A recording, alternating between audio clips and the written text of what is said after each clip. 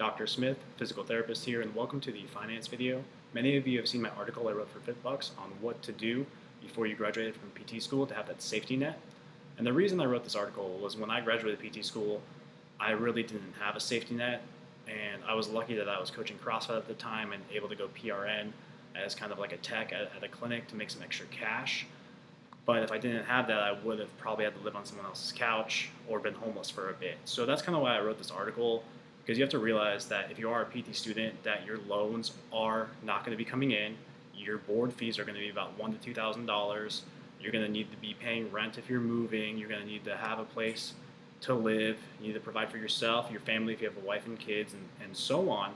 So there's a lot of stuff that people don't really consider because they've been taking out student loans for a long time. And again, we're seeing more financial education come into place now, especially with our student loan crisis, but this is just basic information I wrote out about how to prevent, kind of maxing out your credit cards and being in a bad place, and that's where I was. So when I got out of school, my first job offer was $95,000, and I started living like I was making $95,000, and that was stupid.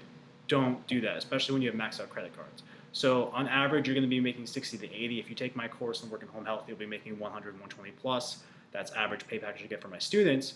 And just because you're making that much, if you still have student loans and credit card debt and personal loans and auto loans and so on, don't start living like that. It's okay to make that salary and not live like that. And this is common sense advice, but a lot of people don't really take it. So once you start making that money and you get that first paycheck and you have your expenses covered, your family stuff covered, everything like that, remember you're not paying your student loans for 6 months, you're in the grace period. Put at least $1,000 away in case there's an emergency situation like a cat vet bill, a dog vet bill, a car crash, or someone just needs help and you need help and you just need $1,000 because rent's short or something like that. Put that $1,000 away, and that might take a month or two. It depends on your situation. Once that's away, start aggressively paying off your credit cards. You can either go the Dave Ramsey way with lowest balance or the other way that financial advisors advise, which is highest interest. Just pay them all off. And again, this may be frustrating, especially if you have a low credit score and so on, but just do your best. You'll get there. I promise you that, as long as you put in the time and the effort and you do it strategically. Because once you have your credit cards paid off, once you have your auto loans paid off, and you have consistent payments on time over a few months, even though it's paid off, it's going to shoot up your credit score, and it's going to allow you to really then start saving that money that you're throwing towards the credit card and so on into a savings account.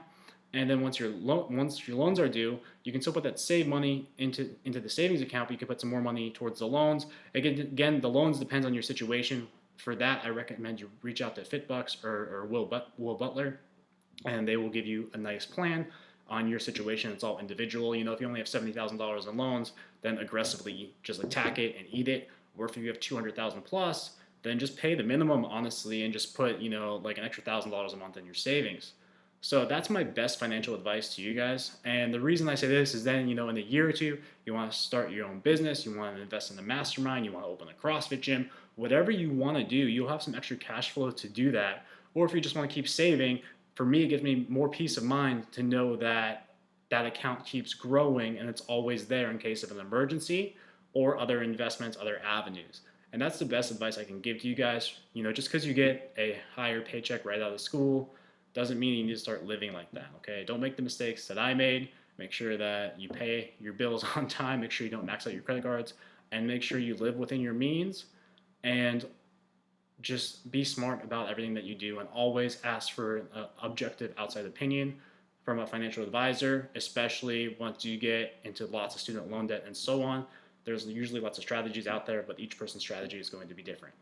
I hope this video was helpful. If you have any questions, comments, complaints, concerns, please comment below. Again, I'm Dr. Smith, physical therapist, and I appreciate your time. Please subscribe to the YouTube channel. Thank you.